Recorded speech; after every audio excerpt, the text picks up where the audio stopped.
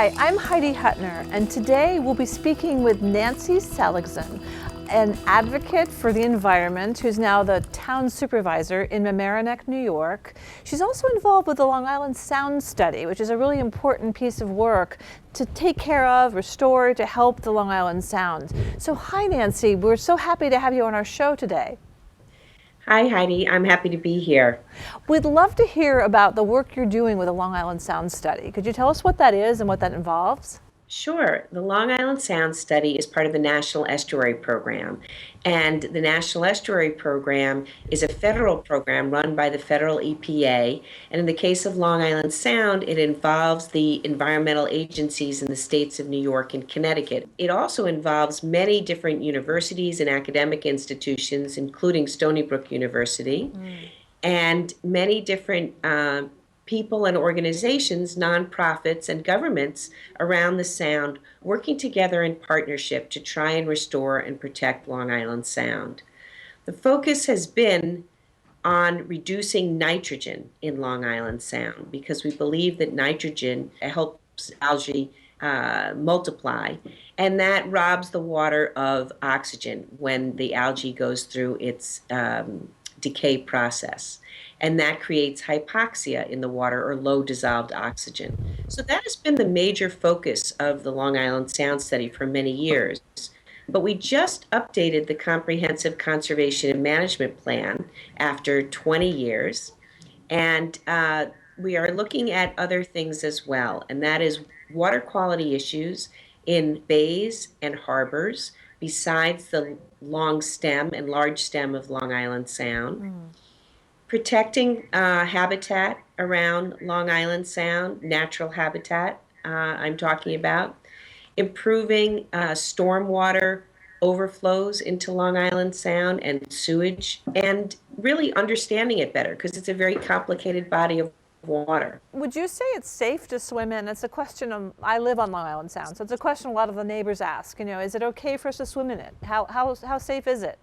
In general, it is safe to swim in Long Island Sound, but most harbors and bays are monitored by the local or county health departments, especially after a rainstorm. If there is a large area that drains into your harbor or bay and it carries a lot of polluted runoff, your harbor or bay might be closed for a day or two after a heavy rainfall. But in general, I would say the Sound is safe. And so what about eating the fish and I guess some people actually eat seaweed from the Sound. There's a big seaweed project going on over in Connecticut, I know. What about eating the foodstuffs from the water and in Long Island Sound?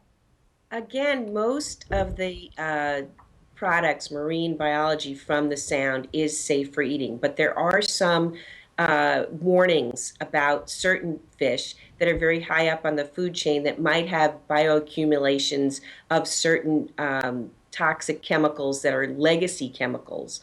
But in general, if you are a healthy person, not very old or not very young and not pregnant, you can certainly eat all the food from the Sound. In fact, we have a thriving oyster industry, and certainly lots of finfish are caught in the Long Island Sound as well.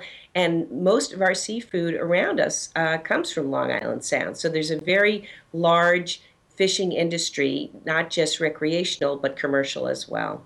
So what about water safety in general? I mean, you are not specifically dealing with Long Island, but for those of us who are, or in the area in general, what about general drinking water safety? Do you work on those issues as a town supervisor?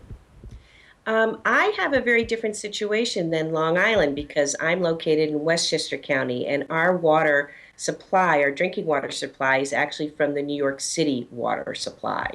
So we get our water from pipes that actually service New York City. So we don't have a groundwater situation or a sole source aquifer as you do on Long Island, and that's a very different situation. So in my role as supervisor, I deal with drinking water issues all the time because I'm a trustee of the Westchester Joint Water Works, which is the distribution of water to our community. But as my role of co-chair of the Citizens Advisory Committee of the Long Island Sound Study, and we are the public voice for Long Island Sound Study, trying to get the information out to folks, trying to get folks involved to care about Long Island Sound so that we can clean it up and make sure that it stays healthy and productive. Is there some piece that citizens play in their everyday use that contributes to what ends up in the sound? So we have to assume if it's running off in the rain, it's what we're using that's running off as rainwater into the sound. Yes, absolutely. People have the greatest role to play because they are, in fact, causing the runoff. And one of the problems is that we've paved over Paradise, and we have lots of impermeable surfaces in our very developed communities, and that causes tremendous runoff. If we can retrofit or create green infrastructure in what we have already developed, we will be helping absorb more of the rainwater and decreasing the amount of runoff that goes into the sound. So people can do that by planting more plants in their own yard, decreasing the size of their driveway, using more permeable surface for their driveway, such as gravel or pavers. They can actually save their rainwater through a rain barrel and use that instead of using drinking water to water their plants, which helps the environment. We can compost our own food waste in a composter. There's so many things that people can do themselves. But for water quality, it really is making sure that they reduce the amount of runoff they create, but also use no pesticides on their properties because pesticides are really not needed, and reduce the amount of nitrogen fertilizer they use. So it's reducing the amount of applications, and that also makes a huge difference in the quality of runoff. If it doesn't go directly to the sound, it goes directly to your nearest pond or river or stream. Right, I think that's a really important piece. I don't think a lot of people realize that what they're using, what they're putting on their lawns, what they're putting on their plants, whatever they dump out, right? It ends up both in the aquifer eventually, that they're drinking it, and it ends up in the sound, so it ends up in our bodies, right? We're actually consuming it, so we want to be very careful. So you're talking about two things. You're talking about safety of the sound and also just general health safety for us as humans, right? Yes, absolutely. And, I often see the little signs in my neighborhood saying that pesticides have been applied, those little yellow signs. And I can tell you that small children aren't able to read those signs, and certainly dogs are never going to learn to read those signs.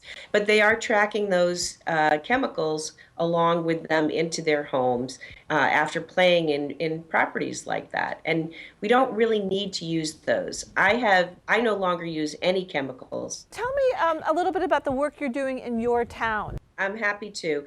We just got a grant from the Long Island Sound Futures Fund to implement green infrastructure into a renovation of our town center parking lot.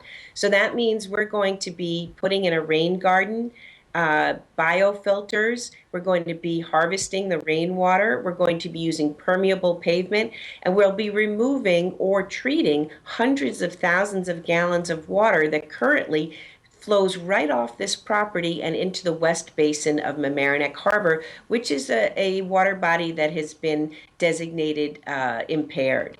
So we're very happy to be going forward with that project. And we're also trying to reduce our energy use here in the town of Mamaroneck. We did an energy performance contract. We worked with a contractor that came in, and we renovated our ice rink, the largest energy user in the town, the town center, the firehouse, and we changed all of our street lights to LED lights. Wow, that's fantastic. It is, and what's really great is that it's going to save us money. And we have other things as well. We're looking at a municipal solar buyers group to implement municipal solar installations on municipal property. We participated in something called Solarize Larchmont and Mamaroneck, where we worked with a solar vendor to come in and do a real sales blitz to try and get residents to sign up. 71 residents did, which is fantastic. Is that successful? How are residents responding to that? Yes, we actually had many more than we thought. That's impressive. That's really impressive. Are you also doing a project, the plastic bag ban and non-reusable bottles and that sort of thing for your town? We have a very active recycling effort here in the town. So we do recycle over 60% of our waste. The plastic bag ban has been a difficult issue for us. We were one of the first towns to look into it. In fact, the first town in New York State to look into it. And on the date of our public hearing regarding it, we were faced with a 65-page letter from a law firm telling us how they were going to sue us if we were to move forward. So we decided that we would wait and see if the city of New York was going to go forward, because we figured they would really pave the way for the rest of the municipalities to do it. Unfortunately, they haven't yet, but the county of Westchester does have some county legislators and committees that are interested in looking into it. So we hope they'll go forward with that. And what about the natural gas leaf blower machines? People are opposing in a lot of places, but producing a lot of carbon, burning a lot of carbon, and also the noise factor. We have a sustainability collaborative that I created, a volunteer resident committee of experts in the field, in the environmental field, and they have been helping me work on a lot of the issues in the town. One of the ones we are focusing on is leaf blowers. We currently have a ban on all leaf blower use from 1st September 30th in the town of Mamaroneck, and our surrounding communities have the same. But we are concerned that during the other times of the year, there is too much use of leaf blowers. They are too loud, too much pollution, and creating so much dust in our community as well. And a lot of chemical pollution that's spewed from them as well, and in particulates into the air that stay in the air for days. Right. Exactly. So you know about this. Yeah, well, we're working on it actually. We're looking into trying to see if we can require those people and landscapers who are using gas-powered leaf blowers to use ones that we select in terms of the highest efficiency, the least polluting, and the quietest. And we're actually working on that right now. So these are all fantastic initiatives that you're putting forth, and it's so exciting to see you as a woman politician working on these issues. It's inspiring to young women, it's inspiring to women of all ages, inspiring to my daughter, to see women who can actually take on these issues and make changes politically. Because as everyone says, all the environmentalists I talk to, whether they're scientists or engineers, it's really through policy and politics that these things will get changed. So grateful to you for coming on and for all the great work you're doing. Well, thank you. I'm really excited about it. In fact, I worked as an environmental advocate for really 25 years before becoming supervisor, and I made it clear to those around me that if I was lucky enough to be elected supervisor, I really would want to implement environmental programs, not just because I think it's the right thing to do for our community and our world, and we desperately need it, but also because it can save the community money, and it allows us to be more resilient going forward in the face of, wild changes in weather, and more sustainable. And those are two really important issues to my community, and we really woke up to that after Superstorm Sandy, the need to be more resilient and more sustainable. Absolutely. I'm in complete agreement. You just put that so well. Well, thank you so much, Nancy, and I'm really grateful for the work you're doing, as I said. I appreciate it to see a woman out there doing this work in politics. I hope you'll continue in that field, and I do envision perhaps going on to a higher level of politics or staying where you are. In any case, whatever that is, we're excited, and we'll be keeping our eyes out for your work. Thanks so much. Thank you, Heidi. Keeping our Long Island Sound clean is important. Water, sustainability issues, reducing costs, preparing for storms like Sandy, and resilience are all important features in the environment and important for our sustainable future. So thank you. Keep your eyes out for the show. We're so excited for all of the people we've interviewed and have a chance to learn more from. See you soon.